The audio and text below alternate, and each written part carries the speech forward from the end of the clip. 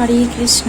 সকল ভক্তবৃন্দের চরণে আমার বৈষ্ণবীকে প্রণাম। বাঞ্ছাকল্পতরু ভস্য কৃপা সিন্ধু ভয়ে বজ পতিতানাং পাবনেভ্য বৈষ্ণবেভ্য নমো নমঃ।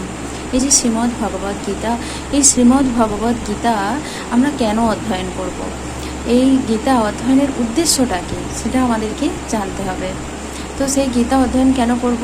সেই গীতা অধ্যয়ন পরমেশ্বর ভগবান ও জগৎ জীবন সম্পর্কে যথার্থভাবে জ্ঞান লাভ করা যেতে পারে এই গীতা অধ্যয়নের মাধ্যমে।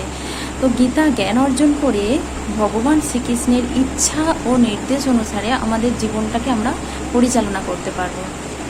তাহলে কি হবে? আমাদের জীবনটা সুন্দর হয়ে উঠবে, না হলে আমরা বিপথে পরিচালিত হব। আর সমস্ত বদ্ধ জীবকে এই গীতার জ্ঞানদান পূর্বক সঠিক পথে পরিচালিত করতে হবে।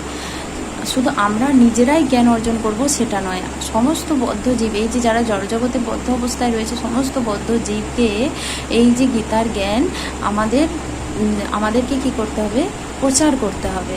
তো প্রচার করে সেই জ্ঞানটাকে সবার কাছে বিলিয়ে দিতে হবে। তো যেমন একটা স্টুডেন্ট যখন স্কুলে যায়, তখন সে স্কুলে গিয়ে কি করে? স্কুলে কেন যায়? স্কুলে যায় জ্ঞান লাভ করার জন্য যায়। কেন না? তার নিজের জীবনটাকে সুন্দর করে তোলার জন্য, সেই জন্য সে স্কুলে যায়। সেই রকম আমাদের গীতাটাও হচ্ছে একটা গাইডলাইন।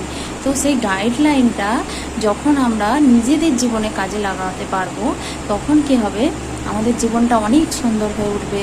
এবং আমাদের শুধু নিজেদের জীবনেই এটা কাজে লাগালে হবে না, এই জ্ঞানটাকে সবার কাছে বিলিয়ে দিতে হবে। এটাই হচ্ছে যথার্থ জ্ঞান, আর এটাই হচ্ছে যথার্থ দান। মানে এই যে আমরা সবার কাছে বিলিয়ে দিতে পারবো, এই গীতার জ্ঞান দান করাটা হচ্ছে যথার্থ দান। হরে কৃষ্ণ, হরি বল। জয় শ্রী প্রভুপাদ কি জয়।